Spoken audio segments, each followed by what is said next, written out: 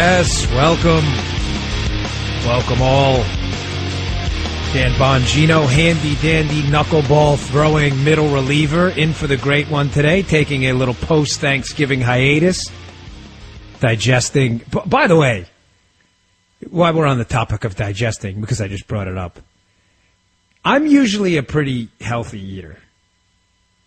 I do. I eat great. I take all my supplements, resveratrol, coenzyme Q10, spirulina, you name it, I take it.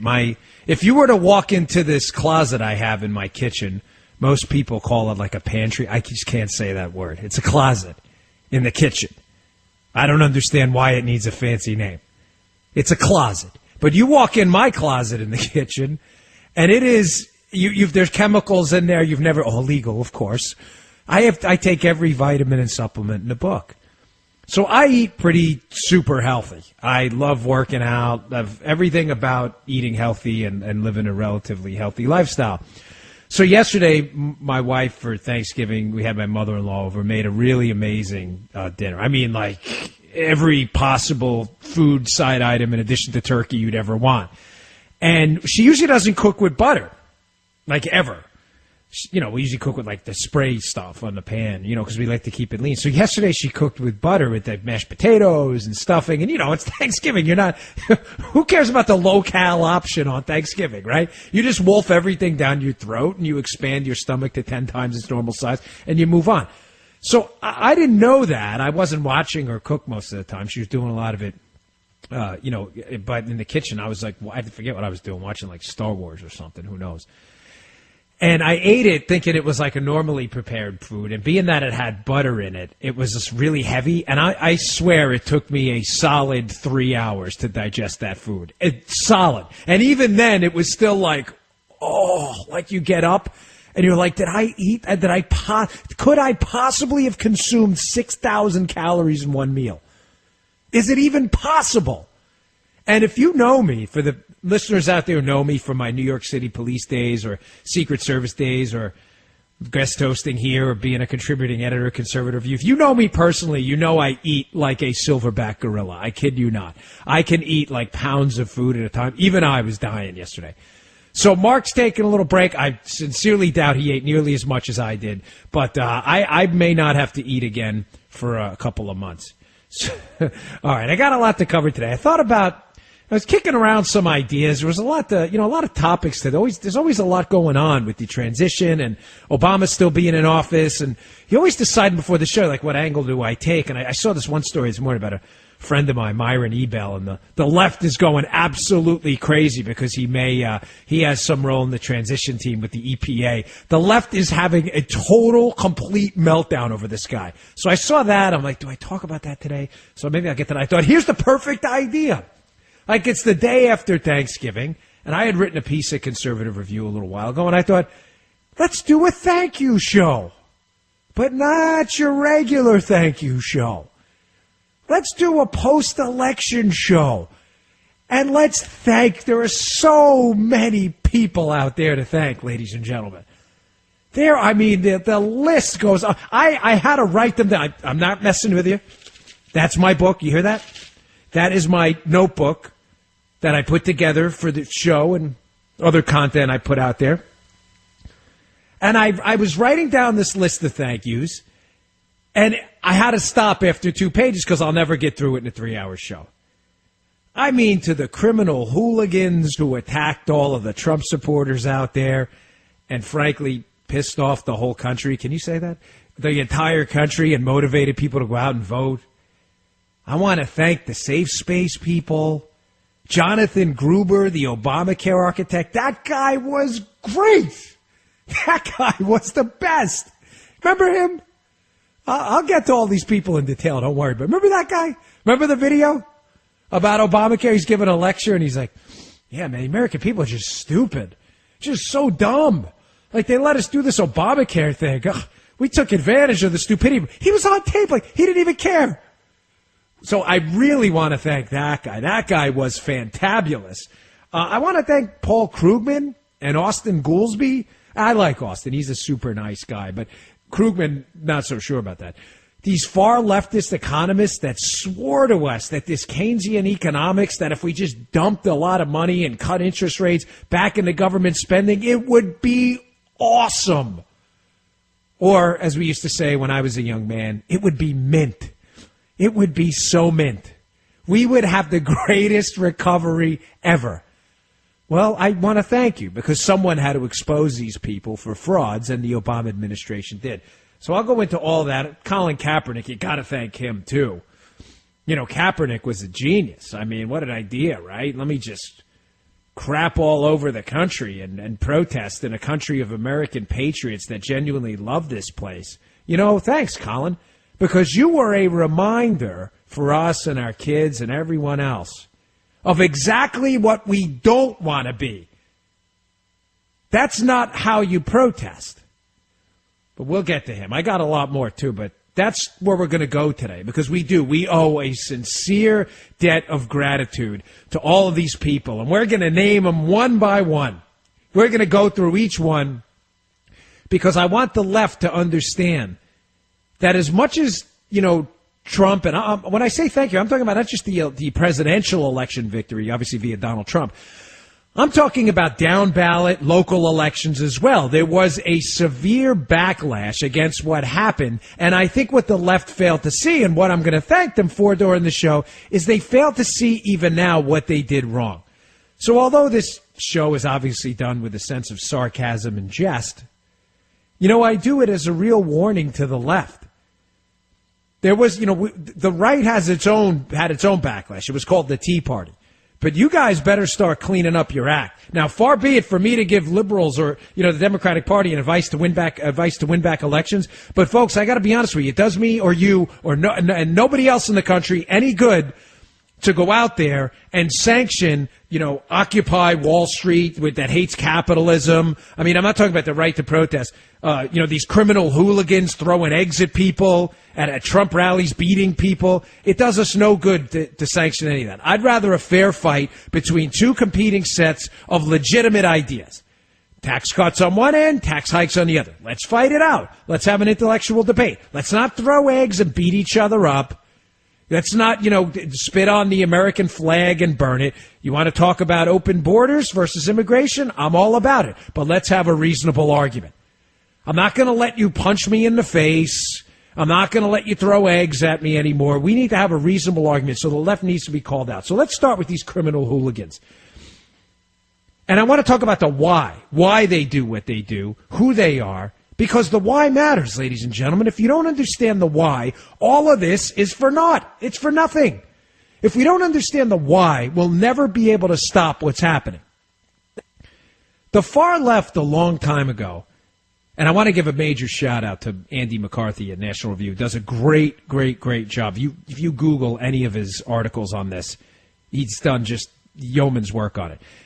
It's called the heckler's veto. The left figured out a long time ago that if they could go to Trump rallies, and we've seen the James O'Keefe tapes, there's no question the DNC was involved in this, that they were putting people up to these rallies, and you can egg people on, and you can cause violence. What they're looking for is what's known as the heckler's veto. Now, I've mentioned the guest hosting for Mark before, but it's absolutely critical you understand this. And I'm glad, by the way, conservatives don't do this. This is exclusively a far-left phenomenon. The heckler's veto is you go to a rally, you go to the opposition rally, not your own. So you're a liberal, you go to a conservative rally, you go to the Trump rally they had in Chicago that time. You engage in agitprop, right? You go out there, you cause all kinds of trouble, you push people, you egg them on, you scream things. Eventually, some violence breaks out, sometimes caused by you, sometimes some other people respond as they shouldn't, but violence breaks out, but you started it. And not that it's kindergarten, like, oh, you started it, so it's okay. It's not. But the point is that you wanted this to happen if you're a liberal. You want the violence to happen. Because what they do, ladies and gentlemen, is they then use the presence of the violence they started at the rally to call for this national conversation on the violence caused by Trump. Remember they would say, oh, it's Trump, it's the rhetoric. But what they weren't telling you is they were at the rallies causing the violence. And then they would say, it's dangerous rhetoric. We have to shut these rallies down. And it gives the heckler, the liberal, veto power over free speech by using the violence he caused to call for the police and other law enforcement entities to shut it down. You've seen this repeatedly with guys like Ben Shapiro on college campuses. You've seen it with Milo out there. They give these speeches, and these college campuses saying, well, we're not going to allow this speech because the security costs would be too high. Well, what are you talking about? You don't provide security for liberals when they're on campus? This is what they do. It gives the heckler, the agitator, the far-left agitator, it gives him a veto, or her, over free speech by going out and causing trouble deliberately and then using that violence that you caused as an excuse to shut down free speech. Well, I want to extend a big, fat, juicy thank you to all of the people that did that, because you really awoke a sleeping giant. See, when the Walter Cronkite, kind of Tom Brokaw, Peter Jennings days, you could make all that go away. They wouldn't show the violence against gay. Didn't you remember that lady at the Trump rally get an egg thrown in her face? They wouldn't show any of that. They'd leave that off the air. And if you didn't see it on the nightly news, it never happened. But now with social media, it is the great equalizer. With websites like Conservative Review, where I work, you have Breitbart, you have the Daily Caller, with websites out there showing the video of this every day. You didn't only awake a sleeping giant, you kicked him in the chops, and you got him up and so motivated and so ready to go do something that in every state that mattered, almost every state, they blew you out of the water in this election. So thank you. Thank you, criminal hooligans. All right, folks, I'm Dan Bongino, at DBongino on Twitter, contributing editor over at Conservative Review. If you want to give us a call, 877-381-3811. We'll be right back. All right, welcome back to the Mark Levin Show. Of course, it's not the voice of Mark Levin. I'm Dan Bongino, relief pitcher for the day, at DBongino on Twitter, contributing editor over at Conservative Review. And really, really happy to be here. I love Mark's audience. Every time I guest host, I get into some really fascinating back and forth on social media. So some good ones, some bad ones, some ugly ones. Liberals are horrible on social media. They'll drop a bomb on you in a heartbeat. And basically, that's the gist of the show today. I want to thank a whole bunch of people. So I just got done thanking criminal hooligans for, again, all of your ridiculously stupid, egg-throwing, violent behavior at these rallies. I mean, I say that sarcastically because what it did is it enabled us to see you for what you really were. This far-left movement to enact the heckler's veto, right? To stop us all from using free speech at rallies by engaging in violence. What you did is you steeled the resolve of millions of the country's Republicans, conservatives, and libertarians to go out and basically vote you all out of office. So whoever the genius is who gave you that idea, like the guy in the O'Keefe video saying, hey, let's go out and cause violence at rallies, it was a really bad idea.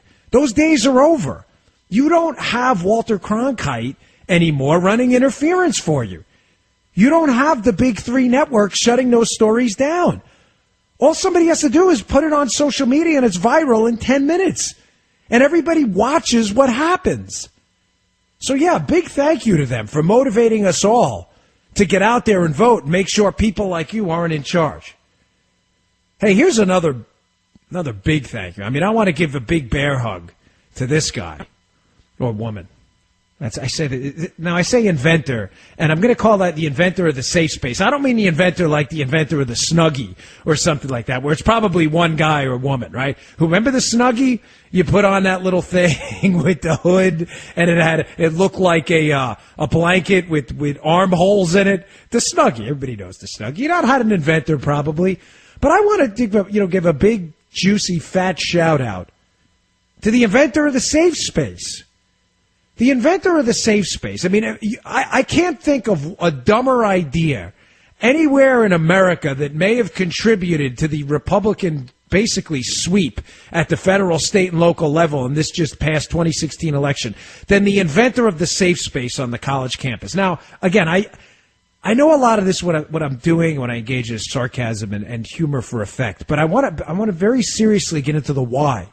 I told you the why about why they engage in violence at rallies. It's to use the heckler's veto in the last segment. Well, it's very important you understand the why about the safe space. You know, I know it's like a big joke to all of us because we think it's so dumb because we live in the real world. I mean, when I worked as a Secret Service agent, can you imagine a safe space?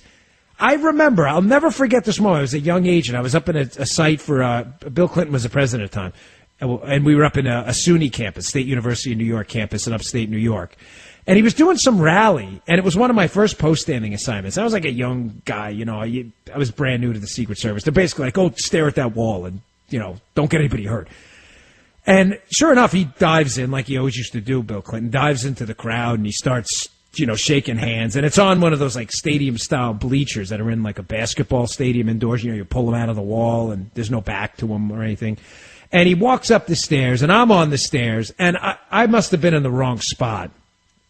And the boss at the time grabs me by the back, literally almost throws me off the bleachers. Like I could have died that. They could have smashed my head on the. And I can't even remember, like, thinking, gosh, if I had a safe space. If I only had a safe space to go with crayons. Maybe some color forms, some marshmallows. Can I sleep in a beanbag chair? Is there a Teddy Ruxpin? Can I put a little quarter in the Teddy Ruxpin? Tell me a little story? Maybe an Aesop's fable. It'll make me feel better. Nobody cared at all, because there was a job to be done, and the job was keep this guy alive and safe and shut your mouth. That was the job. In the real world, folks, there are no safe spaces. And I'm not lecturing the people listening. I'm lecturing the college campus kids who actually believe the real world has safe spaces with Spider-Man color forms. You don't get to play the Justice League or the Avengers in the real world on Nintendo. It doesn't work that way. Now, on the other side of this break, I'm going to tell you why, because it's not a mistake that this happened, folks. There's always an agenda with the left. Why they've aimed to control the dialogue and give you a refuge from, you know, dangerous conservative speech. Don't miss it, because if you don't understand the why, you'll never know why to fight back. I'll be right back.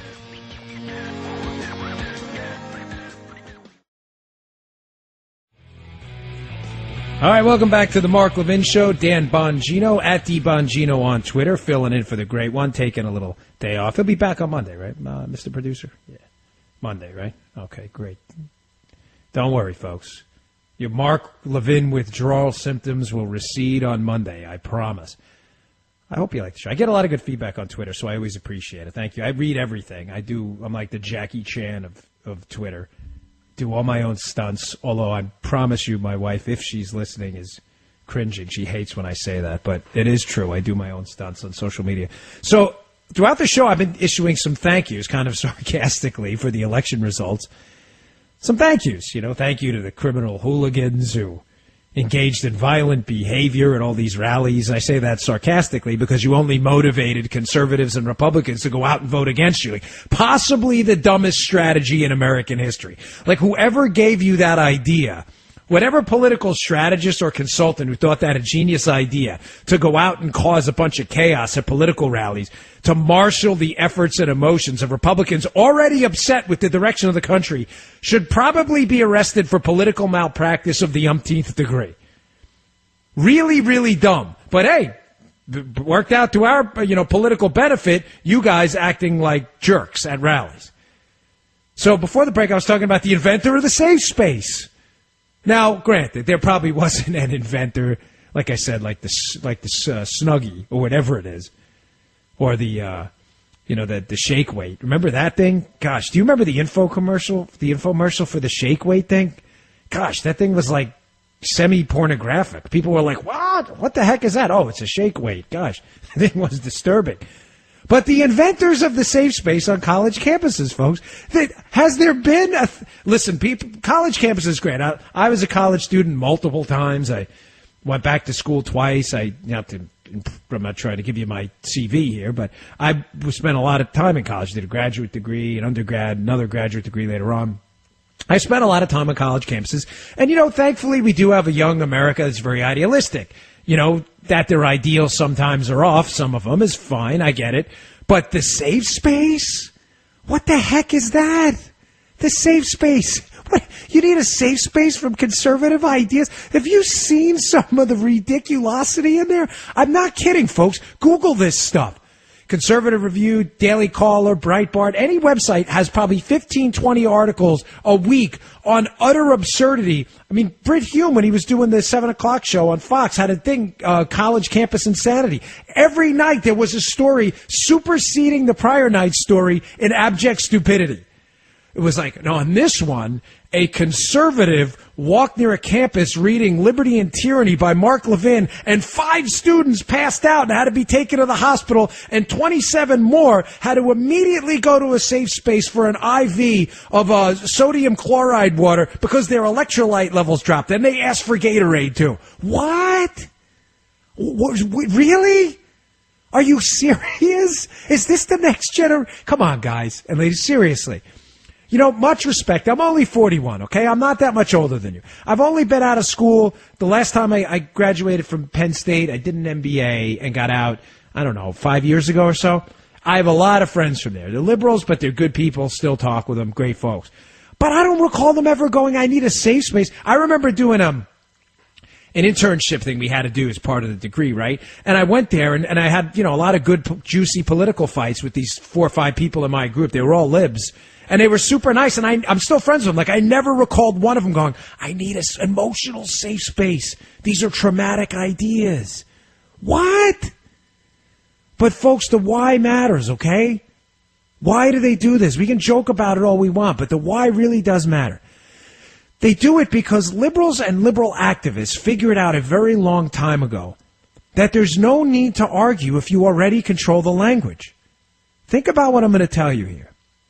If you set up this safe space, right, and you do it as kind of a distraction, what you're really doing is you're setting up unsafe language. You're not so much concerned about the safe space. That's just a distraction to get us to do what we're doing now, which is poke fun at the safe space.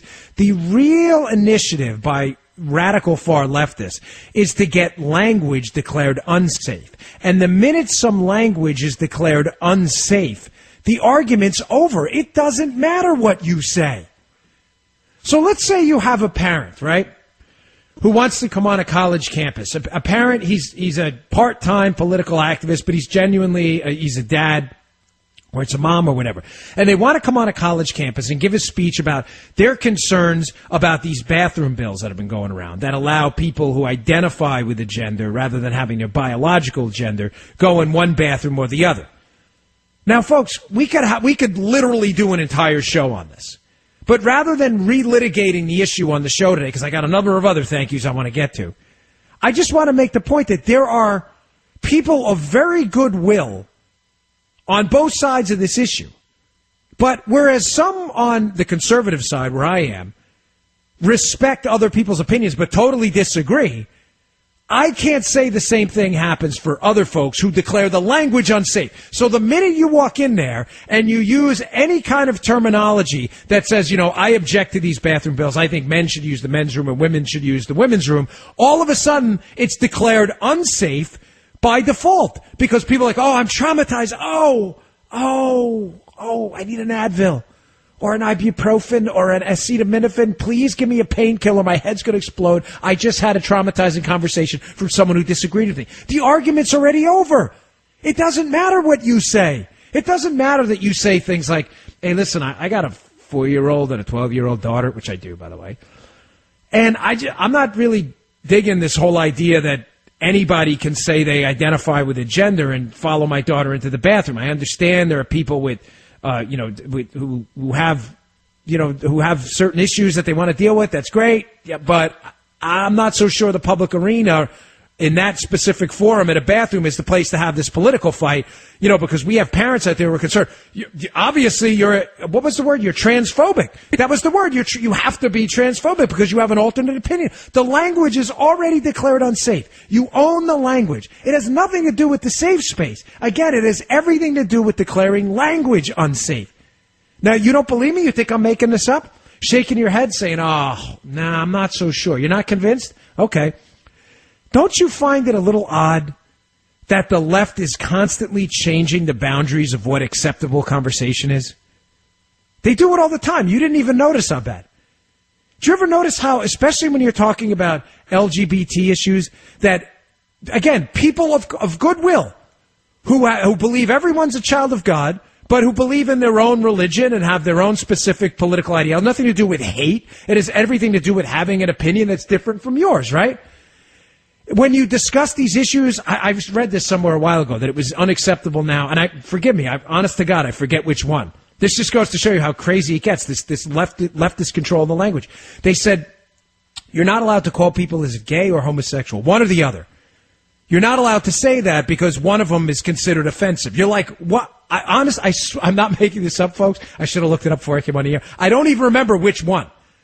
They said that this is the new term. Like, and if you use this term, you are automatically homophobic. And you're like, wow, what? Huh? Come again? I'm what? Like, I don't get, how's that? You managed to somehow dig into my cerebral gray matter and figure out that there's this pocket of deep-seated hatred towards people who are gay or homosexual? I don't even remember that. And it's based exclusively on a term you've deemed off limits. Not no one else. You've made it off limits. When I say you, I mean the collective far-left activist community. You're not talking about people in flyover country and regular working class Americans who don't have time to keep up with the liberal linguistic dictionary of acceptable terms every day. They don't get the automatic app update for liberal dictionary of acceptable words. App update today. Make sure you check, folks. You used the term, green Martian yesterday. You can't say green Martian today. Today it's a lime green Martian. If you don't say lime green, you definitely hate Martians. Now, if that sounds ridiculous, that's exactly what's happening. That is the whole impetus and initiative with the far left community, declare safe spaces. It's to declare language unsafe. And it's to declare language unsafe so you never have to get into an argument because you can't win on the merits. So rather than having to argue with a parent who says, hey, Daddy-o, I'm not digging this chili with men in the women's room kind of thing. It's not my bag of donuts. And you go, bigot, transphobic, homophobic, misogynistic, xenophobic, phobia. Phobiaism. What? You're like, am I all those things all at once? That's all they do. Conversation's over. You've been immediately discredited as using unsafe language, and your character's discredited. Argument's over. They win. Now, you may be saying, well, why am I thanking him for this? Well, I'm thanking him for this because people finally got upset. Finally. Now, whether you endorsed or didn't endorse Trump, again, I'm not a surrogate for anyone, folks. I do my own thing, okay? I endorsed Cruz early. I endorsed Trump after he won the nomination. I've defended both on the air. I think there are a lot of good people in the Republican Party. I think there are a lot of bad people. My personal favorite's Mike Lee, by the way. Love Mike Lee to death. And congratulations on the wedding of his son got married. So big congrats out to that family. He's a good man, Mike Lee. Love that guy. But, folks, they want to discredit you immediately by declaring this conversation off limits. And what happened with the Trump campaign, and I know this because I had been involved in campaigns myself, including in this cycle where I've actually spoken to people at rallies and things like that, is they objected en masse to this. And I'm not talking about listen, there are always going to be people in a society that are of course that are just evil, that judge people on the basis of race, that judge people on the basis of a sexual preference or orientation. I don't even know what you're supposed to say anymore, right? Because everybody's confused, right? There are always going to be people who do that. I'm talking about the people who work for a living, who don't have an ounce of hate in their heart, who understand that the world's a complicated place.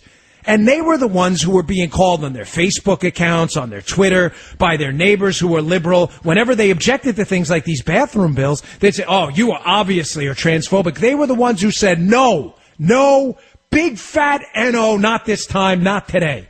It stops now. And again, whether you agreed with our now president-elect or not, it's clear that the off-the-cuff language that did not conform to some pre-constructed liberal dictionary of acceptable terms benefited him in the election. That I can't imagine how you dispute that. So if you're looking for a reason that there was a mass rebellion in what should have been an easy Democrat walk year, by the way, should have been. They had their candidate lined up forever in Hillary Clinton. They had stacked the deck. We know through the WikiLeaks, the DNC stacked the deck. We know all the money was behind Hillary. All the momentum was behind Hillary. People still personally like Barack Obama, even though none of them agree with his policies, amazingly. They should have won in a rout. They should have taken 6 or 7 Senate seats, and they got crushed. But you know what? They will not wake up.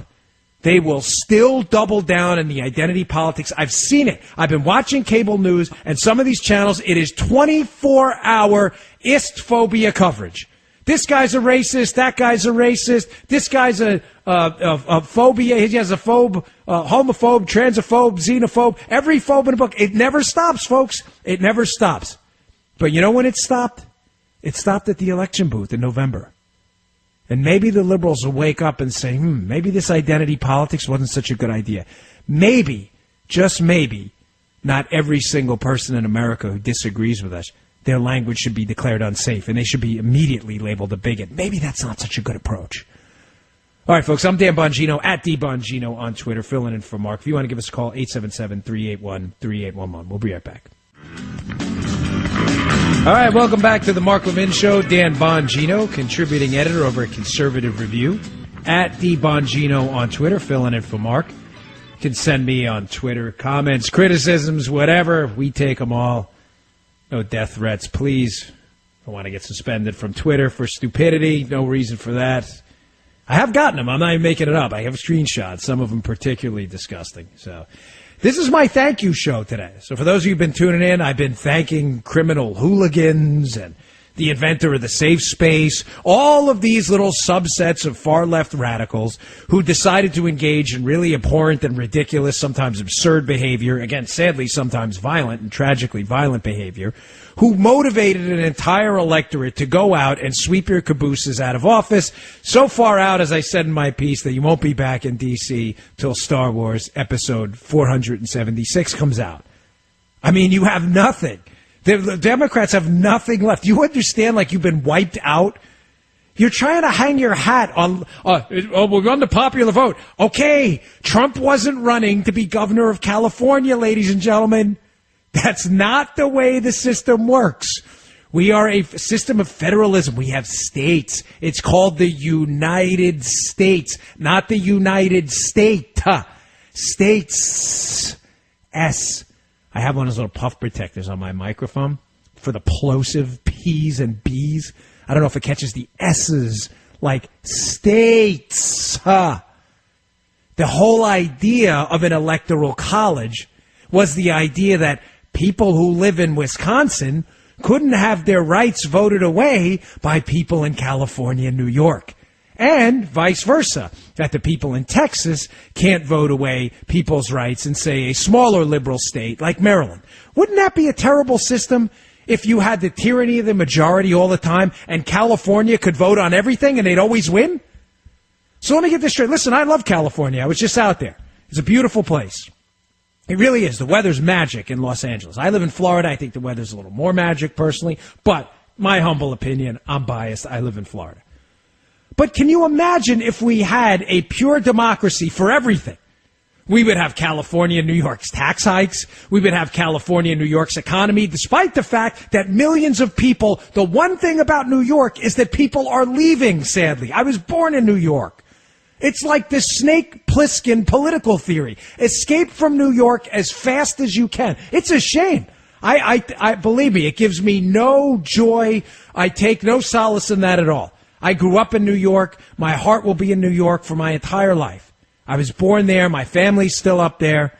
But the fact that the one thing about New York is escaping it should tell you something. People don't want those types of economic systems, those types of big government nanny state systems. They don't want them. And all you have to hang your hat on is you won the popular vote? There's obviously nothing popular about the people who voted in the popular vote, or people would be moving to New York. It would be like the reverse Snake Plissken. It would be like the New York version. Remember Snake Plissken, he escaped from New York? You'd be getting into New York. It wouldn't be the prison planet it was in the movie. That's the whole idea, folks. They didn't want people in New York voting away the rights of people in the rest of the country. They wanted the rest of the country to have a say in how their country's governed. Funny how the people only object to this now, by the way. Before the election, it was called the Electoral College Blue Wall. The Democrats loved it. Unbelievable. All right, folks, I'm Dan Bongino, at DBongino on Twitter. If you want to give us a call, 877-381-3811. We'll be right back.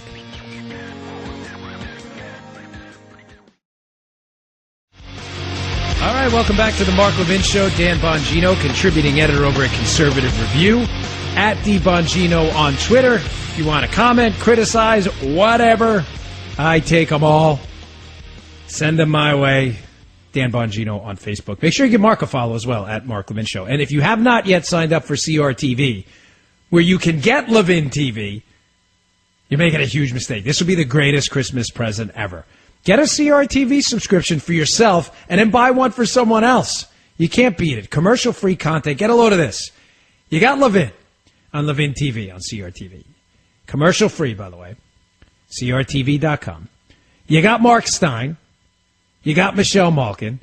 And announced just recently, you got Steven Crowder, too. You got the whole spectrum of funny, serious, sometimes adversarial when you need to be. You know, sometimes we need to confront the evil stuff that's out there.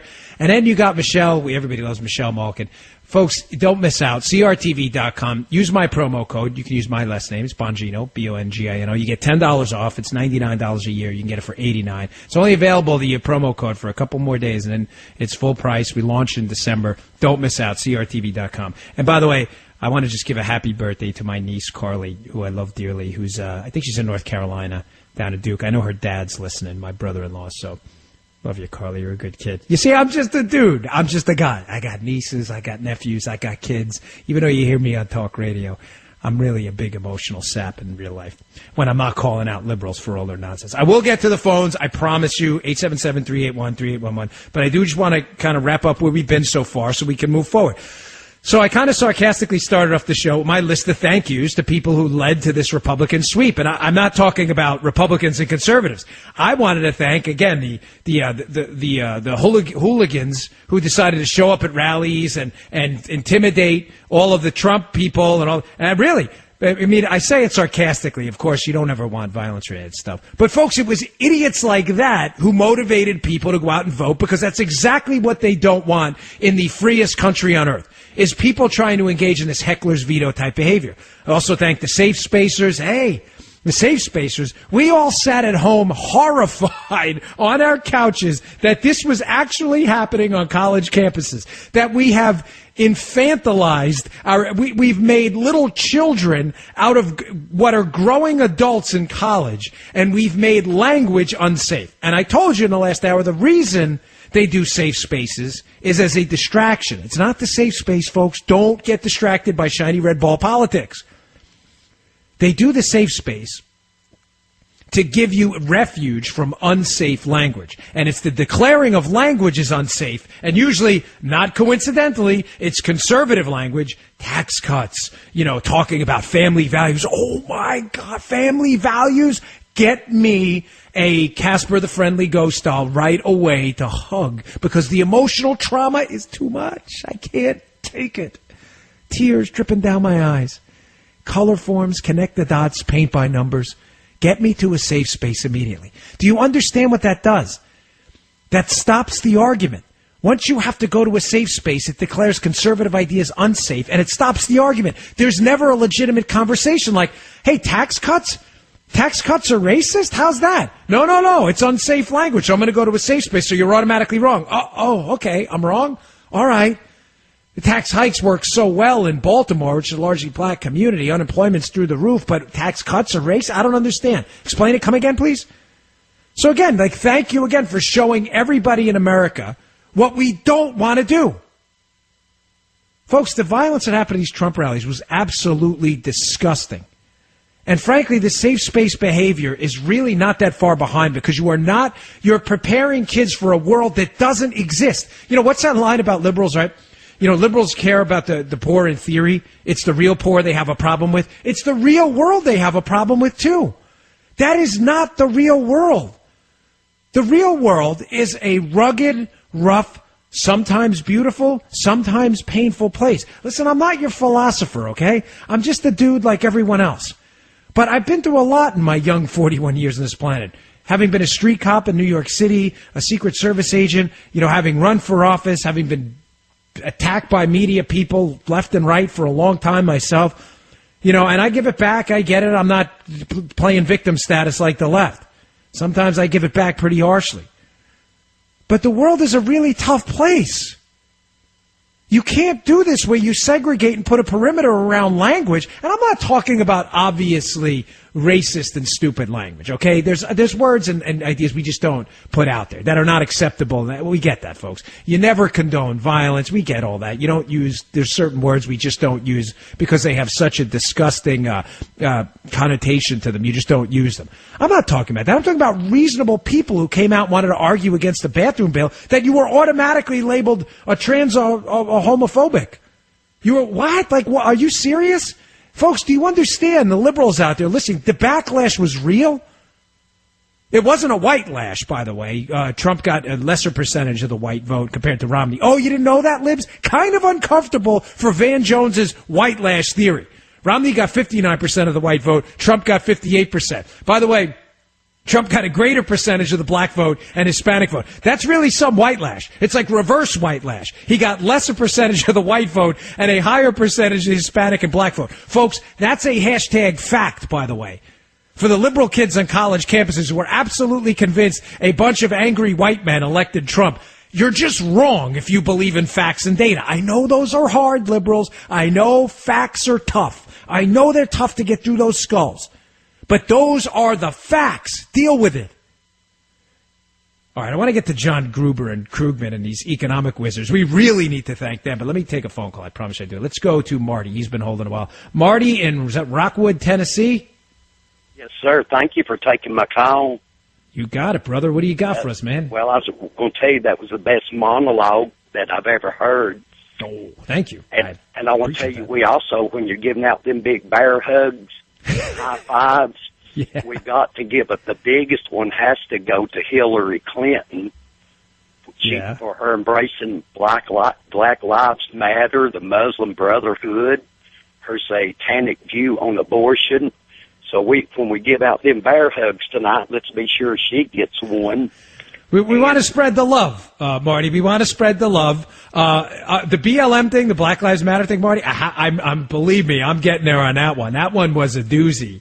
And, I don't know if you heard, I guest hosted, go back and listen to Mark's podcast at marklevinshow.com, but I guest hosted on Wednesday, and I made a point to talk about Black Lives Matter in the context that, Marty, don't you find it interesting that every single idiot on a street corner with some dopey sign like I support the KKK and voted for Trump, like the Washington Post shows up and puts him on the front page, even though no one's ever met this moron, and all of a sudden everybody has to disavow this guy.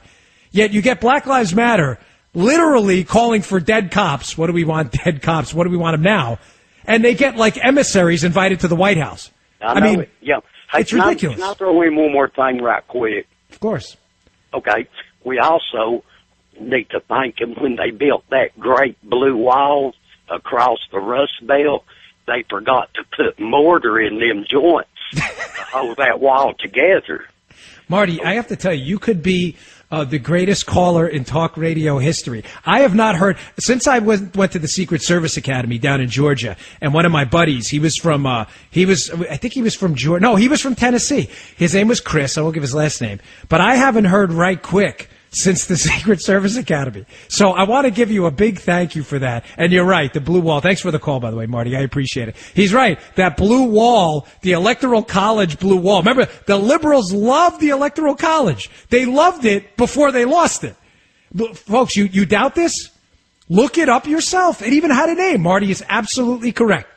And he said it right quick. He was absolutely right. They used to call it the blue wall. Like, oh, Republicans can't win. They're fighting with one hand behind their back. We have the blue wall. Michigan, Wisconsin, Ohio, all these states are now leaning Democrat. You got smoked in every one of them.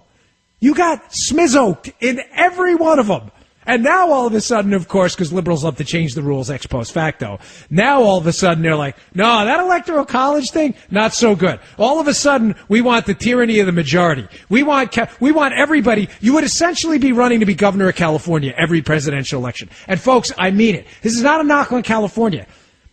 The state has 55 electoral votes, but have close to 30 million people. I guarantee you there are millions, if not tens of millions, of solid conservatives and Republicans and libertarians in California who are tired of this crap too. We're not the only ones. But it's grotesquely unfair to have population centers where, for obvious reasons, people tend to collectively vote more Democrat. population centers, you tend to be more reliant on public services like police departments, public transportation. You have a large congregation of Democratic voters who are rationally maximizing their own vote.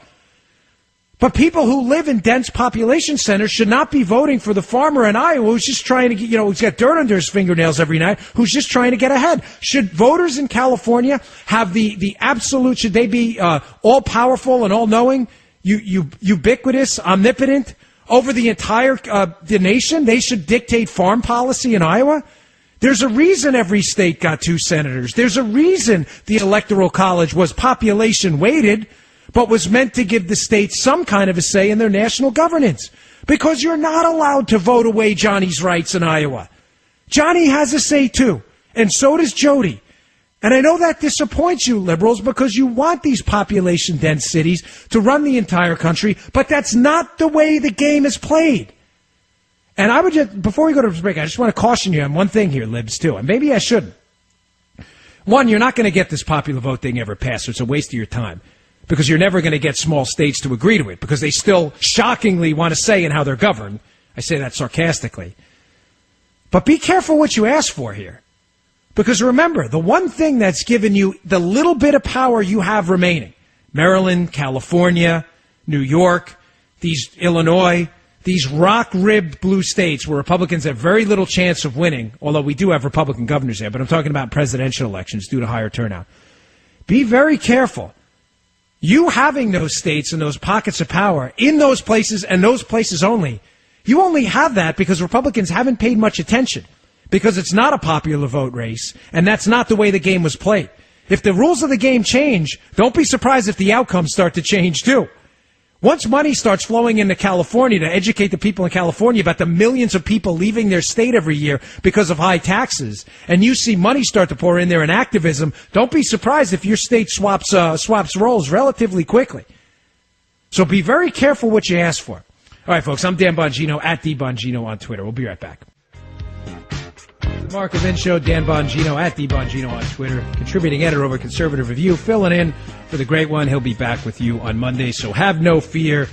No need to get into Mark Levin withdrawal. All right, so this is the thank you show, the post-Thanksgiving thank you show. Had to thank the Safe Spacers, the Jonathan Grubers of the world, the Keynesian economists, the Paul Krugmans. I mean, you all made this happen. You know, it's funny because during the break on Twitter, like I said, liberals are the angriest Twitter people ever. Some lady, I'm not even going to give out her handle. I blocked them instantaneously. Once you start using like nasty language, you're out. That's it. What has two thumbs and says you're out? Me, this guy right here. You're gone. So she's like, well, there are 2 million more of us than you. Really? You sure about that? You did such a good job organizing all those, quote, 2 million more people. I guess she's saying because the popular vote, which again is not the game anybody played, you did such a good job. You got absolutely annihilated in the Electoral College. Nice job there, folks. Really good way to organize your court. 2 million additional voters. You did such a great job that in the states Hillary Clinton campaigned in, Pennsylvania, Florida, Ohio, Michigan, Wisconsin. Oh, what happened? Oh, you lost every one. Oh, yes, you have such a mandate. Thank you, liberals. Yes, this election was a huge mandate for liberalism. We had Senator Pat Toomey, who by a couple of polls was expected to lose by 4 to 7, 8, 9 points potentially, who wins his re-election seat as a Republican in Pennsylvania, and thankfully will be up the next time in a non-presidential year. You have Ron Johnson winning Wisconsin, a race he was down by 12. Yeah, libs, you nailed it. What a great job. What a bang-up job in this election. You really knocked them dead. I'll tell you what, if you really believe that you have some kind of mandate and you want to replicate this presidential strategy again, here's a big thank you. Yes, thank you. Please do that again. Please hold an election for governor of California, which is essentially what you're saying happened. We have 2 million more of it. No, there's not 2 million more of you. That's the problem. There's 2 million more of you in California. Nowhere else. Have you seen a map of the country, what it looks like?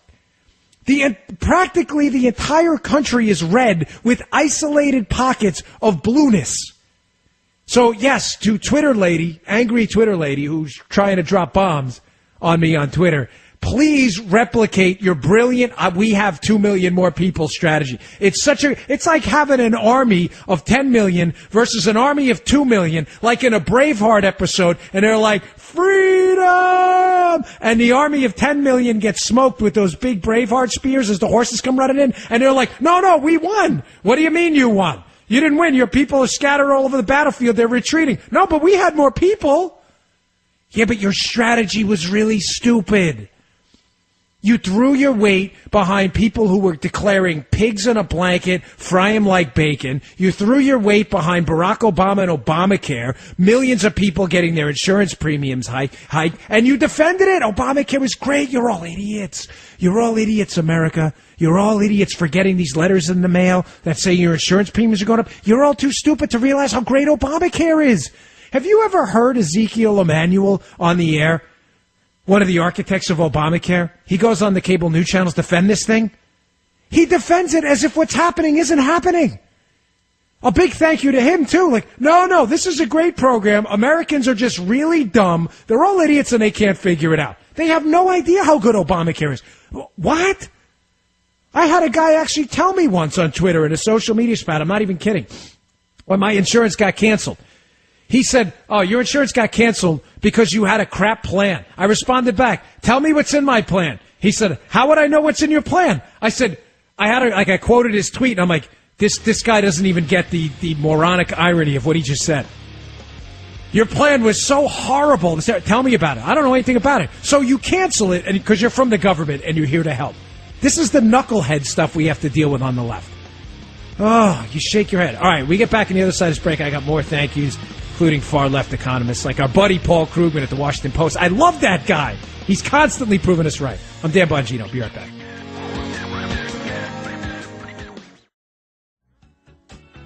All right, welcome back to the Mark Levin Show. Dan Bongino at the Bongino on Twitter, filling in for the great one. And this is the thank you show. No, not like Mr. Rogers' Neighborhood, thank you. Like, won't you be my neighbor? Remember that? Come in, put on the little cardigan. You remember that show? That was the greatest show ever. When I was a kid, I loved that. That show, and when I was like in my teens or so, I used to totally dig the painting guy. Was it Bob Ross? One time I said Bob Vila. Yeah, Bob Vila paints, but that's funny, right? Yeah, he paints houses, not like, but Bob Ross. Remember that? We got a pretty little tree. That guy had, as you can probably tell by listening to me on talk radio, if you've heard me here on the show before, I'm an excitable guy. I'm pretty passionate about liberty. No shocker. Conservative issues. I can get pretty wired up on stuff easy, because it's so passionate for me. But when I was a kid, I was kind of the same way. And there's nothing like Bob Ross to just like dial you down from like a level 62 on the BS meter down to like a 1. You got a pretty little tree here. You got a little lake. Get a little glisten of light on the lake. Sometimes I watch it on like YouTube or whatever just to cool out for a little while after listening to an Obama speech. That's just infuriating. Like you'll have a C-SPAN on or whatever. Or, when Mark does this on Levin TV all the time. He plays the clips of Obama speaking and he stops it. I mean, Mr. Producer, and he'll stop you in the middle of the thing, and because he's just he can't. I love when Mark does this. He can't even let the clip play out because it's so annoying. Like it's like a 3-sentence clip, and there's 4 words in, and he's like, "Okay, stop." He can't take it. I can't either. I go right to Bob Ross. Right to Bob Ross and Pretty Little Trees. Because you can't, it's unbelievable. The stuff liberals say and get away with. So that's why I did the thank you show. The Safe Spacers, the Obamacare architects. Let's get to him for a minute. No, a really serious thank you in this election. You did this, John Gruber. Remember John Gruber? Remember this guy? This guy, I think he teaches at MIT. He is a doctor of philosophy, a PhD in economics from last time I checked. And he was one of the architects of the Obamacare plan. And it's funny how they ran from this guy later on and said, oh, he had nothing to do with Obamacare. And then they checked the Waves records at the White House, the visitor records, and he'd been there like a boatload of times. Like, what was he doing there? Having crumpets? No, he was over there teaching a class in the White House mess. Like, I worked in the White House, okay, for a long time. It's really, really small. Any of you out there in the audience been on the West Wing tour? Even the East Wing tour, it doesn't matter. The whole complex is 18 acres. That's it. That includes the OEOB, the old executive office building. The whole complex is 18 acres. That's it. It's a tiny little place.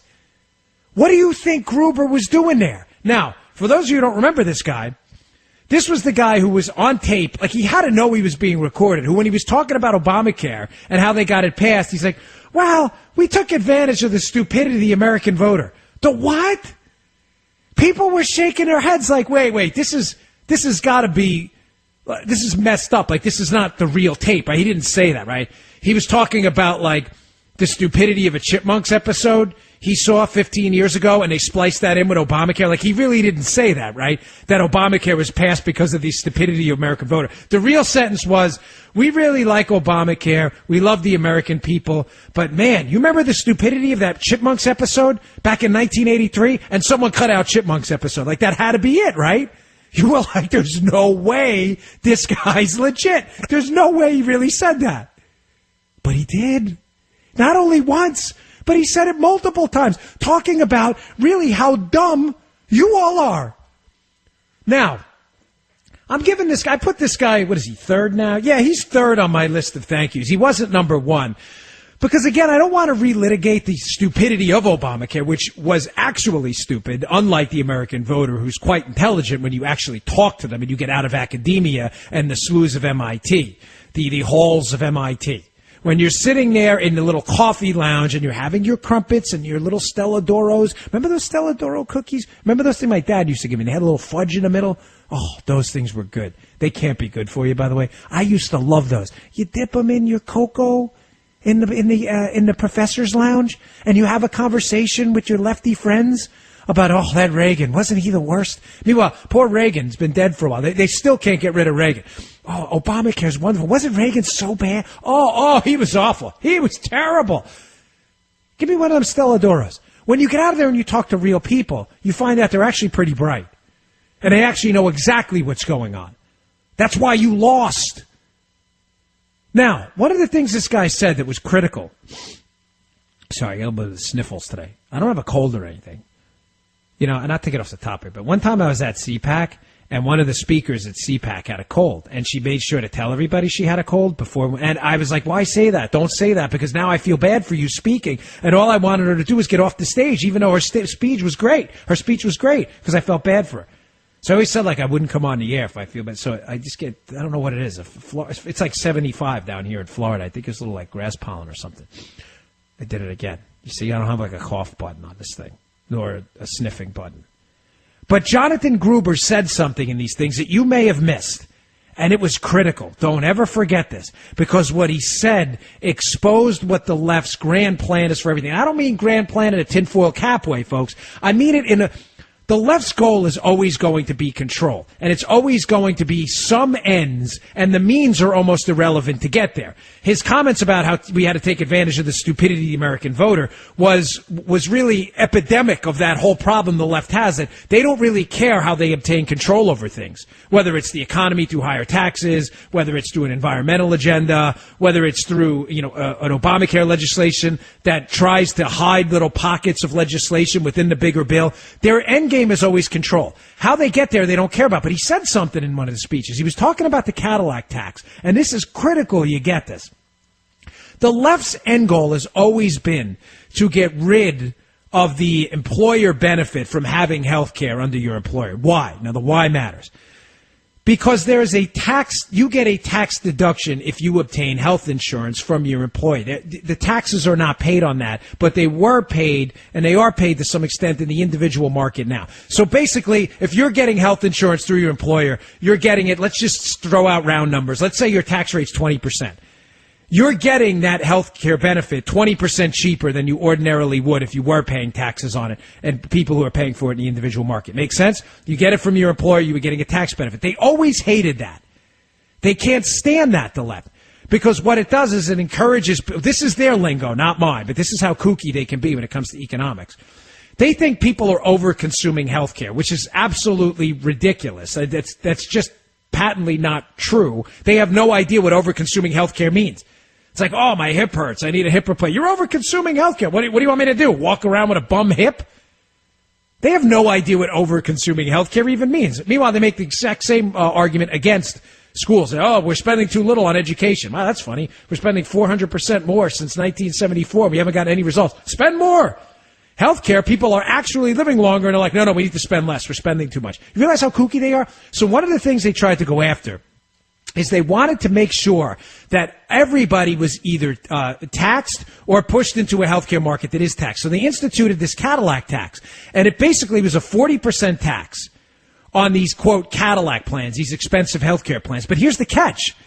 Whereas a lot of those expensive plans aren't, say, your, Joe average plan right now at work. Maybe you don't have a Cadillac plan now. You have, whatever, an average healthcare plan. It wasn't indexed appropriately to the inflation measure that they needed to index it to. So I know this is a really complicated way of explaining this, but eventually what would happen is as inflation sets in and healthcare inflation sets in, everybody's healthcare costs, everyone, would have been taxed at this confiscatory rate of 40%, which conveniently is the same top marginal tax rate which people are paying to buy health care in the individual market and don't get that tax subsidy. You see the scam? Everybody was going to pay the 40% tax. He describes it. Gruber, he describes it. He says it on tape. Like, hey, we didn't want to tax benefits for people. We didn't want, so what we did is we made sure we called this the Cadillac tax so people would think, oh, Cadillac tax, that's only for those evil rich people. And we know if we're free market capitalists, we know we really, really hate those evil rich people, right? So he used class warfare language to get you to believe that this Cadillac tax was only going to impact rich people when the real goal in the end was to tax everybody at that 40% level, everybody, just like Will Smith in I Am Legend. When how many people died? Everybody's dead. Everybody. They wanted to nail everybody with this 40% tax, and they did it using class warfare and subterfuge, and they did it, and he describes it in the videos. Just Google it, John Gruber. Gruber. Cadillac tax. Watch the video yourself. This is the scam. This is what, so thank you. A big, juicy, bear hug, wet, sloppy kiss on the forehead. Thank you to people like John Gruber, who put that on tape for Americans from this point on to go back and watch to see how the left really operates. Because, see, we conservatives don't have this problem. Because our legislative packages and our ideological bedrock doesn't require us to trick you. Folks, the left doesn't stand for anything. The left stands for whatever's politically expedient for them to get control. In other words, if tax cuts work so they can get control, they'll be for tax cuts. If tax hikes work to get economic control, they'll recommend tax hikes. It doesn't matter. You want public education? You want results? Yeah, we're going to double down on spending money. Yeah, but spending money hasn't worked. Doesn't matter. We get to maintain control over the public education monopoly. They constantly have to engage in nonsensical content just to get you to believe what they're doing is working. You talk about common sense things, school choice. They go, you're draining money from public schools. That is 1,000% factually incorrect. Nobody is draining money from public schools. Nobody. Public school spending has gone through the roof. They just make it up and the media buys it. The left has to lie to you. See, we don't have to do any of that. We don't have to do the John Gruber and talk about the stupidity of the American voter. When we say we want tax cuts, it's we believe you should spend your money, not the government. We don't mind paying taxes. We just want to pay them at a fair and responsible, non-crony capitalist way. But we want that for us, too. We're not like John Kerry. Haughty John Kerry. Remember him? He wanted to hike taxes until we found out he parked his boat in Rhode Island to avoid paying Massachusetts taxes. We got Al Sharpton, big Democratic activist. Who knows when was the last time he paid taxes? You got Hillary Clinton and Bill Clinton. They have this, real estate investment trust or something and it's not tax evasion, but it's tax avoidance. I thought you guys loved higher taxes. We don't have this problem. We say we think you can spend your money better than the government. Therefore, we want to legislate tax cuts. We want them for you too and us. There's no subterfuge. There's no scheming. There's no backroom deals. We're not sitting there playing chessboard Monopoly with America's future. We say we want patients and doctors to pick their own health care. The left goes crazy. There should be no profit in medicine. Really? You work for free? Lefty kookadoodles who say there should be no profit in medicine. You work for free. Do you? Oh, no, now all of a sudden the conversation's uncomfortable. Oh, no, I don't work for free. I just want the doctor to work for free. Oh, yeah, that makes sense. Yeah, good job. You see how they smoke you up at every opportunity? We don't have to do that. We want you to pick your own health care. Yeah, we're the richest country on earth. There'll be some safety net there. But we want you to be able to control your health care outcome. You're 95 and you need a hip replacement? We don't want a math formula. You worked for 95 years. You fought in World War II and busted your butt. You know what? I don't care if you have 6 days to live. It's not a waste of resources to preserve a human life. I don't care how old you are. And I don't want a lecture from some kook in Congress about some quality life year algorithm that's going to determine when grandma and grandpa gets a hip replacement rather than take the pill like Obama said. We're not interested. This isn't the Matrix, okay? Take the red pill versus the blue pill. This is the real world where grandma and grandpa have earned the right to live without a phone call to some government bureaucrat saying, sorry, Grandma Jones, it's time for the blue pill. Just don't take up a lot of our medical resources. Are you kidding me? Are you serious? What is this, the deer hunter? Like we're flipping the 38 playing Russian roulette with people's lives? We don't have to be phonies. We want school choice because we send our kids to good schools. And you know what? We want poor kids to go to good schools, too. We don't have to be hypocrites like you. So thank you to Jonathan Gruber for showing us all the scams you guys pulled to get us to believe in this crap agenda. I'm Dan Bongino. We'll be right back.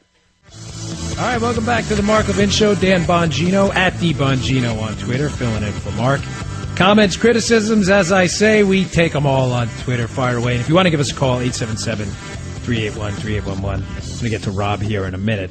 But I've been doing all these thank yous. This is the thank you show. It was Thanksgiving. Everybody's all happy, sitting around, drinking your beer, wine, and sangria, stuffing your face full of 62 pounds of turkey. By the way, that dark meat is super heavy. I'll be eating. How many days, by the way, is it safe to eat turkey, Mr. Producer? Is it like 2 days afterwards you got to scrap it? What do you think? Is it like 48 hours? I generally use the 2-day rule. After 2 days, I'm kind of like, it gets that weird taste to it. You know, I don't know, it tastes kind of like you put Drano in it or something. Yeah, not my bag of donuts. All right, I promised I would take some calls, so let's go to Rob. He's been waiting forever. Rob, you were in Virginia right now, is that right? Yes, sir, Dan. Pleasure to speak with you, sir. Oh, you don't have to call me sir. I'm just a dude like you, brother. What do you got for us? I'm driving an 18-wheeler in Virginia, but can I do a quick thanks before I get to my topic? Well, let me thank the truckers first, because when I used to guest host at a radio station in D.C., not too far from you, I used to drive in really early to guest host on the morning show, and I would see the truckers, man, and I always made sure to give them a shout-out on the morning show, because you guys do a really tough job, so thanks for everything you do. Yeah, but make it quick, because we're up against a hard break soon. I want to thank Obama for me driving a truck, because I've only been doing it for a year, but I worked as a contractor for the FBI for 8 years until a couple of years ago, and the last job I was on was awesome. I was a latent fingerprint photographer fighting the war on terrorism. Well, suddenly one day 500 of us got laid off, and we were scratching our heads because we thought we had like a 3-year backlog, but we were doing great work. But I want to thank Obama for my truck job. You were doing loops, arches, and whirls and that kind of thing? Fingerprints? Pardon? Loops, arches, and whirls? I remember that from the Federal Law Enforcement Training Center. We took that class in fingerprinting. It was awesome. Latent prints. I loved it. Yep, I was proud to have served on that mission. Anyway, I befriended somebody who I lost contact with for 40 years. We were liberals and we went to college together. And just before the election, I made contact with her and we befriended her. And suddenly I started seeing her commenting on my anti-Hillary stuff and my, supporting Trump. And all of a sudden I realized she's still a flaming liberal. And so after the election, this really turned into kind of a sad thing because she is. Hey, only got 30 seconds, Rob, so you got to wrap it up. That she's Jewish and she's afraid that Trump is anti-Semitic and this Bannon guy, and she's freaking out and she thinks we're terrible for voting for him. What do I tell her to make her not be afraid? I'll tell you what I tell everyone when I get this question. I get it all the time. There's a really good chance, Rob, that nothing you ever say to your friend is ever going to make a difference. But always keep in mind, there's always a third person listening, and I can't tell you when I ran for office how many people would watch me argue with liberals and then would come over later on and say, is that really true what you said? And became conservatives. Thanks for the call. All right, folks, we'll be back in a few. I'm Dan Bongino. All right, right, welcome back to the Mark Levin Show. Dan Bongino, contributing editor over at Conservative Review, filling in for the great one. I'm at Bongino on Twitter for comments, criticisms. We take them all. Make sure you give Mark a follow as well, at Mark Levin Show. Sorry, I got a monitor on in the background. But playing a scene from a movie that was really stupid. Remember that movie, Step Brothers? Was it Step Brothers? Will Ferrell and the other dude, the guy named John. It was like the dumbest movie ever. You remember that movie? I got a cop friend of mine, though, when I went to the police academy. He's still one of my, well, he's not one of my, he's probably my, is best friend an official title after you're 30 years old? See, I'm 41, but he's my bestie. I'll steal one, and steal one of the kids' lines. But he loves that movie. This is the funniest movie ever. They just played a clip from it on TV. It's really not that funny. I don't think. I don't do comedies. All right. All right. This, of course, is the thank you episode. We've been thanking so many people for the Republican rout in the 2016 election, from Trump on down through the Senate, House of Representatives, governorship, state houses, dog catchers, librarians. The country is just one big, beautiful sea of red, with isolated pockets of Democrats and even more isolated pockets of liberal kookadoodleness all over the country. But other than that, it's pretty much Republicans in charge just about everywhere. Governorships. We've got state houses. Reminds me of Crazy Eddie in New York. Used to do the commercials. It's insane. We've got Ataris. We've got 13-inch black and white TVs with bunny ears. We've got governor's houses. We've got state houses. We've got assemblies. We've got city councils. We've got county councils. We've got dog catcher. We've got everything. Treasurers, Secretary of State, you name it. Attorneys General, everywhere we've cleaned the slate. So there's some thanks to go around. The safe spacers, a big thank you to you. John Gruber, Obamacare architect, on tape telling us all how stupid we were. A big bear hug, a big sloppy wet like new puppy kiss for John Gruber. Thank you so much. It is people like you who have made America great, to steal Trump's line from the hat. Really? I don't want to say pissed off again, although I just did. You upset so many Americans that you don't even get to this day that it's people like that. That's why you lost. But I want you to replicate this strategy. Keep it up. Keep it up. You'll never win another state seat, governorship, presidential election again. So here's another thank you to add to our list. It is, after all, Thanksgiving weekend, so we should all be grateful. I want to thank the Paul Krugmans and the Austin Goolsbys and the Christina Romers. And if you're saying, who the heck are those people? Some of you know they are. I want to say first, Austin Goolsby, I don't know him personally, but he seems like a pretty nice guy. He is a left-leaning economist. I think he teaches at the University of Chicago, which is like a shocker, but that's a whole other story if you're into Chicago school economics. But he sounds like a nice guy when he does like cable news hits and stuff, but he's just patently wrong. I mean, I'd love to have him on the show because he says some things sometimes, like I'm watching and I want to like grab the TV. I'm like, who told you that? Like, where did you get that from? Paul Krugman, who is a far left, I mean, this guy's, I don't even want to call him an economist anymore. This guy actually won a Nobel Prize, but after they gave the Nobel Prize for Peace to Barack Obama before he even did anything, the Nobel Committee pretty much lost all credibility after that. But these left-leaning economists jamming down our throats this Keynesian economics garbage about heavy government spending, high taxes, artificially low interest rates. I want to thank you because, folks, I hate this and I mean this. We needed to see that. We did. You needed to see the failure of what they call now Obamanomics, but it's really not Obamanomics. It's really far-left radical Keynesian economics because even John Maynard Keynes, who was the obviously eponymously named, his ideas were the foundation of Keynesian economics. He didn't even believe in the kooky stuff the Democrats are doing now. Even he understood the dangers of inflation and the dangers of unnecessary government spending. Keynes's idea, folks, in essence, so you understand what where the left started and how they got totally off the rails with economics, his idea was that we should keep interest rates low. So if you're really rich and you're hoarding capital or you're hoarding money, which I'm giving you their idea, not mine. This is kooky stuff, but I'm just trying to explain to you what they think.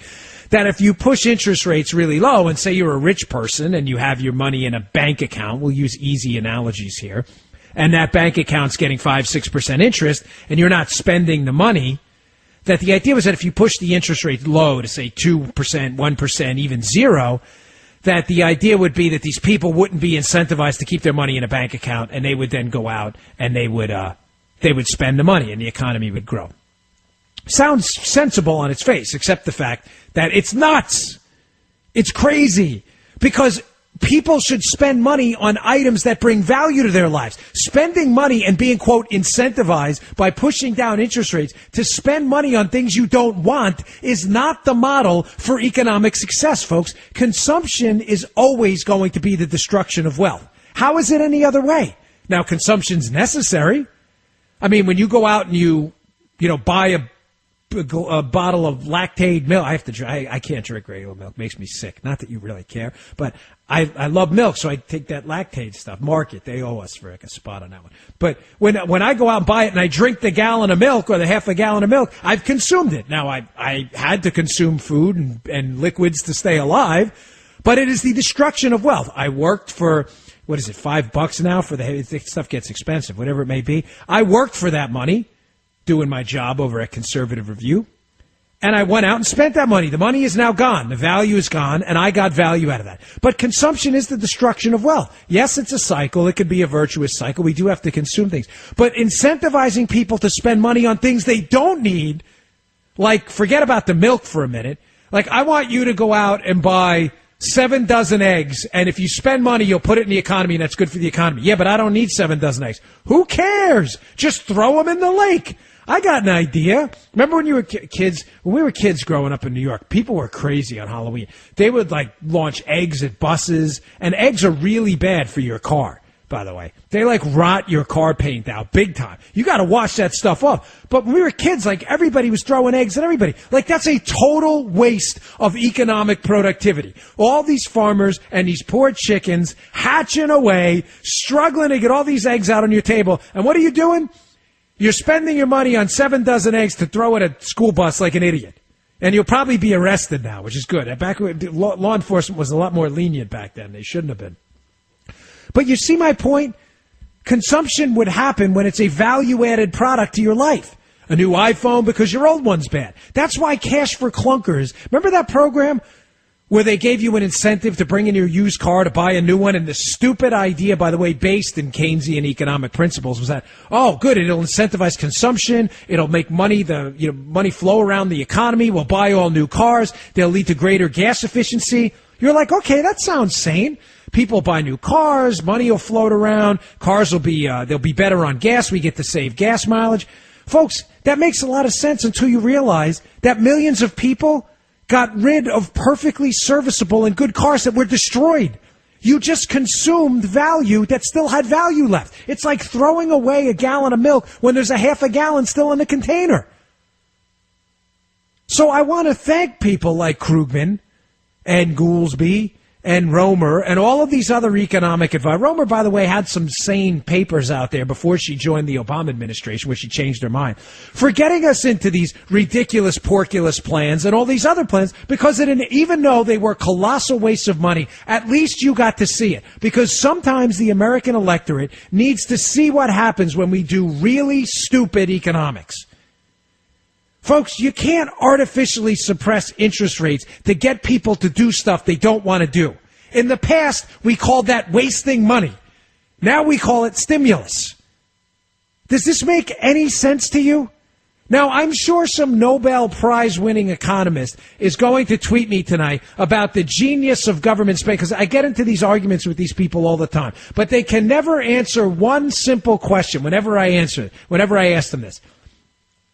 I say, as Milton Friedman pointed out frequently, Thomas Sowell and many other economic geniuses of our time and times past, if people are too dumb to spend their money themselves in an efficient way, how is it that other people in government who didn't earn people's money will take it and spend it better if people in general are too stupid to spend their own money? So let's just think about this logically.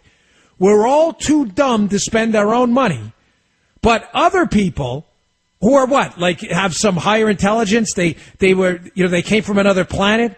It was like General Zod from Krypton? Like these people have some level of higher economic intelligence. Your basic principle is people are too dumb to spend their own money. So if you give it to other people that are what, not as dumb in government, they'll spend the money better than the people who actually earn the money. Please answer me how that works out. Logically walk me through that.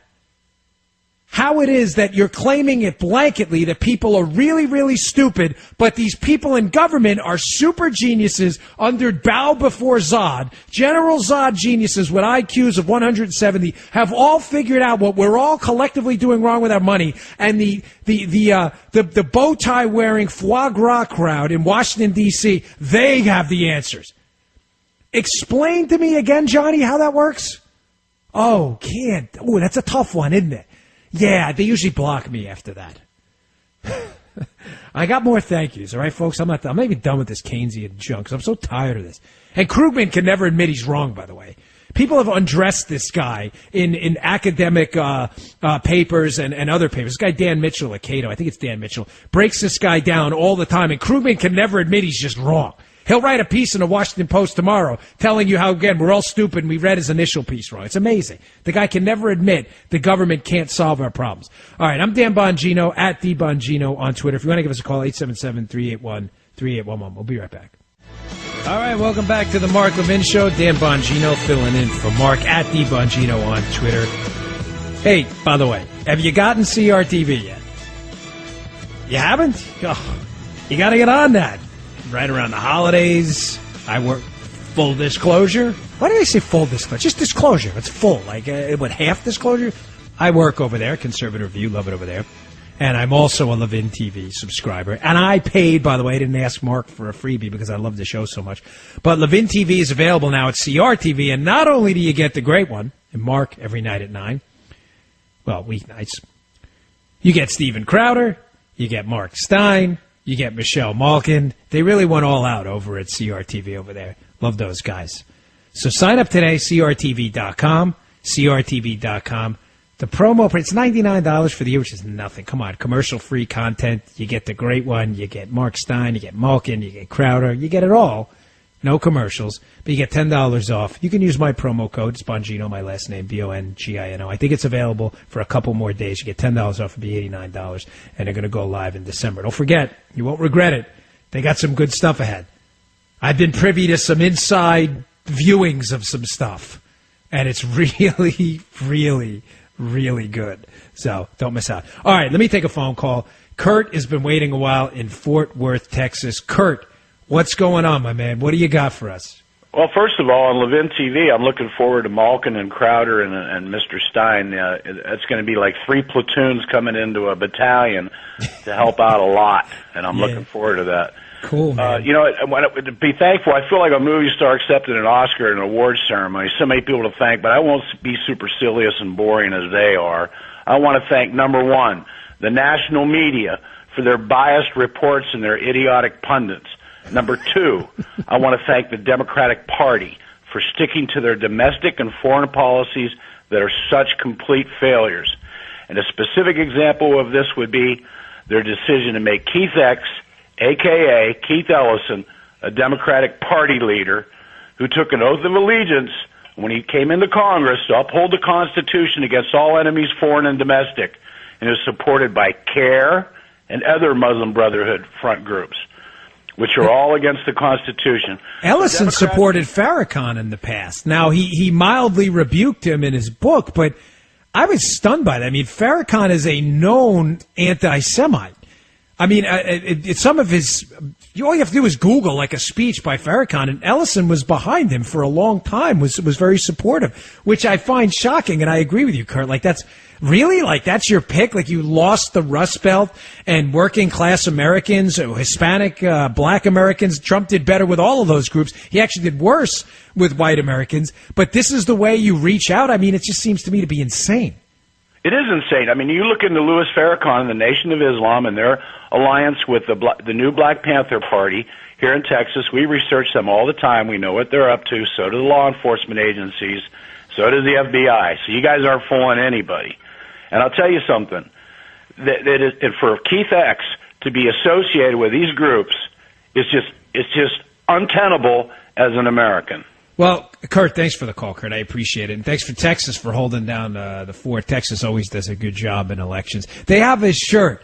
I read about this online. I don't know if you Texans can call in and attest to this or not, but I was reading in a story when people are flooding into Texas for their low taxes and their good job environment. And there's a shirt. I wasn't born in Texas, but I got here as soon as I could. Like that's the joke. I live in Florida. We should have the same shirt. I mean, there's not a piece of dry land they're not building on in Florida down here.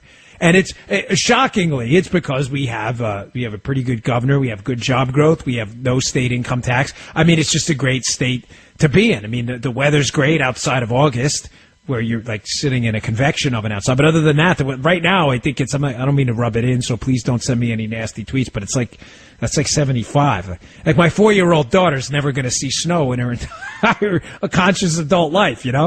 My 12-year-old, we lived in Maryland and New York. She has, but no one else has. All right. Listen, on the other side of this break, I got a lot of stuff I want to get to still. The thank you show is not over. I still haven't gotten to a couple real rock stars who we have to thank for this election. Sorry, I kicked my microphone there. Actually pushed it. Colin Kaepernick. You got to thank this guy.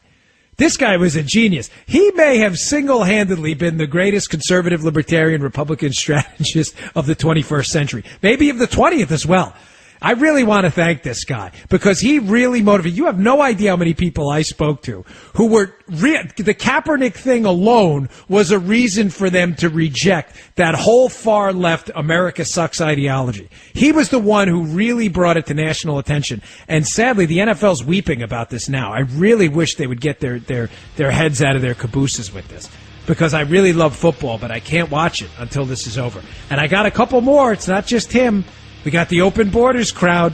What a bunch of geniuses they were. Yeah, let's pitch the American public on the idea that citizenship means absolutely nothing. And not only does it not mean anything, but we should pay for everybody to come on in. Yeah, that's feasible. I'm Dan Bongino. We'll be right back.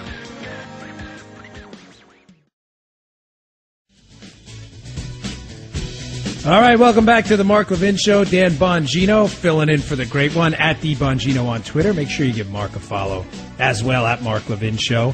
And give Levin TV a follow at Levin TV. You can tweet to me, comments, criticisms, like I said, whatever. I read them all. After the show, I go back and I try to read all the tweets. Obviously, Mark's audience is pretty substantial, so I do try to go back. It's good for feedback on the show. Some people like some stuff, some people don't. I read my Facebook too, so I do appreciate the comments. Means a lot. Hey, so we've been talking about these thank yous, and I got into thanking Paul Krugman and the Keynesian economists out there for thoroughly embarrassing themselves and showing us just how bad tax and spend economics, what was called Obamonomics, which is not accurate. It's actually, it's not even really Keynesian economics because they didn't even follow the principles of Keynes, who foresaw paying off the debt with increased government spending that would lead to increased growth, which would lead to increased taxes, which would eventually pay off the debt. That's never happened. So the stuff has been debunked. Tax and spend government doesn't work. And what did I say, which was amazing? I'm like, someone out there, there's some genius in academia, I'm sure, who's out there right now who's like, no, it worked. It worked. The Obama economy was fantastic. You're just too stupid to figure it out.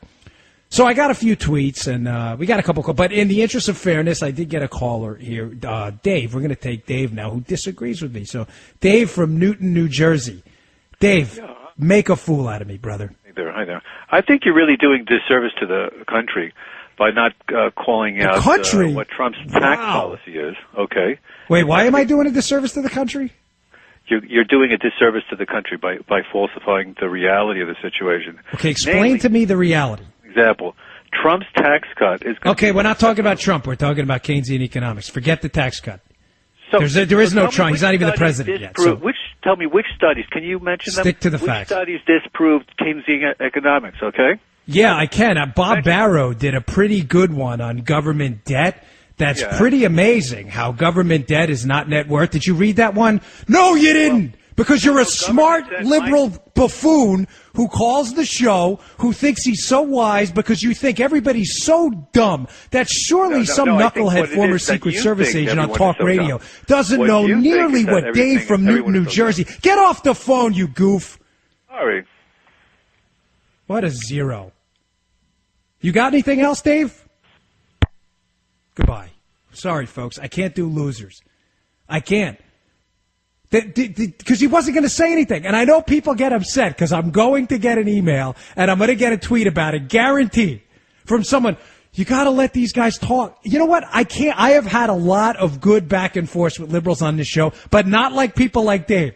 Because what Dave was going to do was Dave doesn't realize I actually read the academic research on this stuff. But of course, because I'm a dumb former New York City kid, and of course I'm a conservative, which naturally makes me stupid. And Dave doesn't know that I did my MBA in finance. Dave doesn't know that I sit around all day and read these academic research reports because I'm really interested on cash flows, the Laffer curve, marginal income tax rates, Hauser's law. You see, Dave doesn't know that because Dave thinks everybody's an idiot who doesn't have some stupid Ivy League degree in their wall that says PhD in economics. That's why I can't take these people.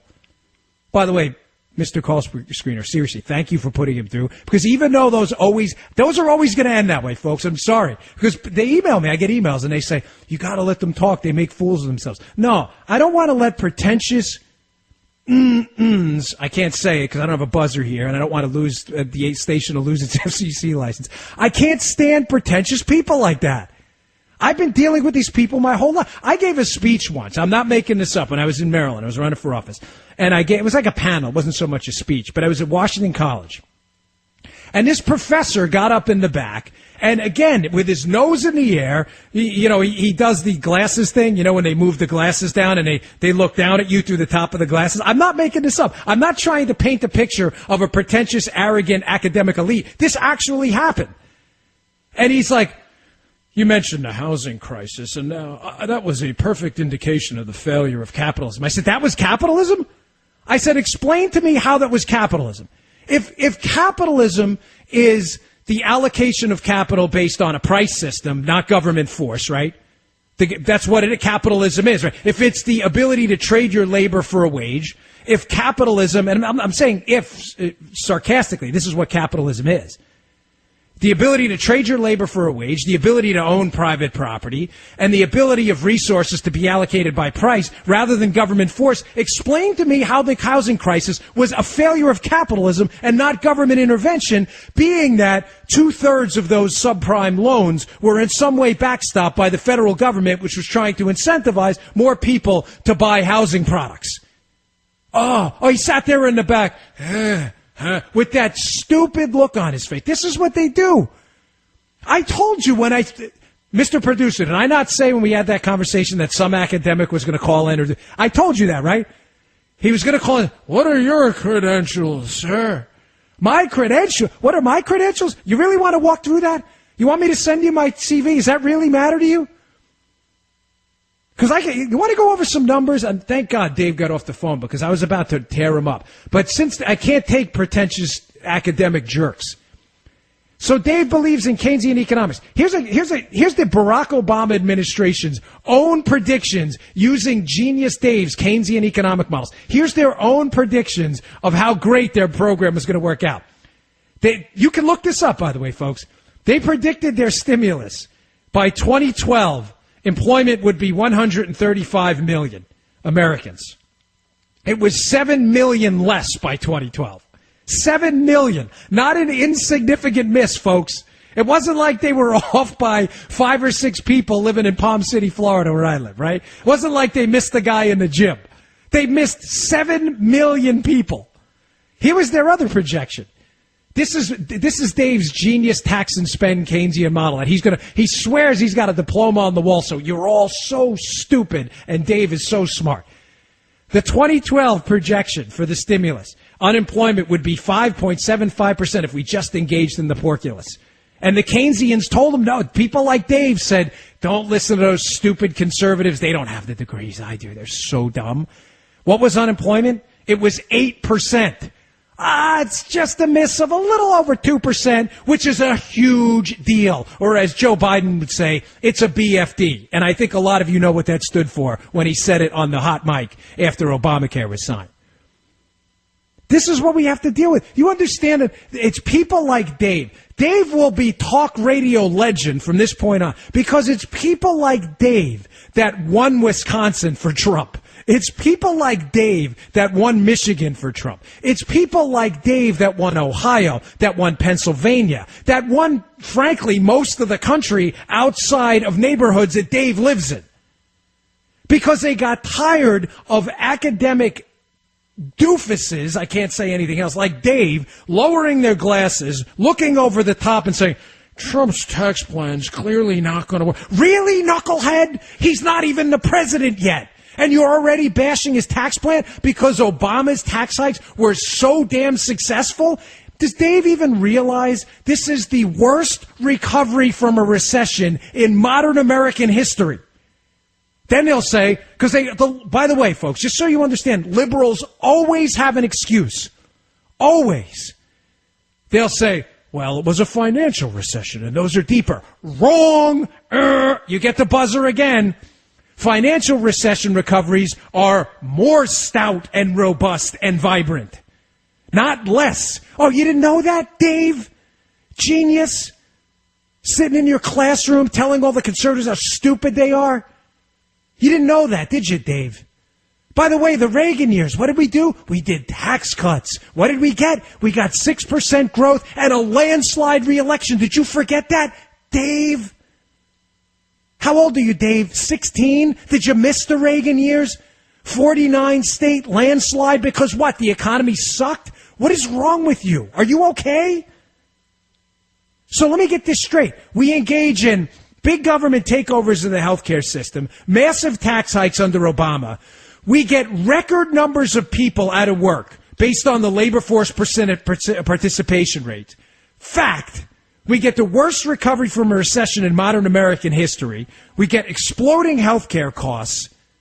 And what's your defense to that, Dave? The Reagan years were so terrible? Why do you think we have Trump right now because of Obama? 70% of the country thinks we're headed in the wrong direction. It is really, can I add, Mr. Producer, can I add Dave to the thank you list? We can add him, right? Like, there's no formal process for this thank you thing in the show notes here. I'm going to add Dave. I frankly wish Dave would have called earlier because Dave would have been number one on the thank you list.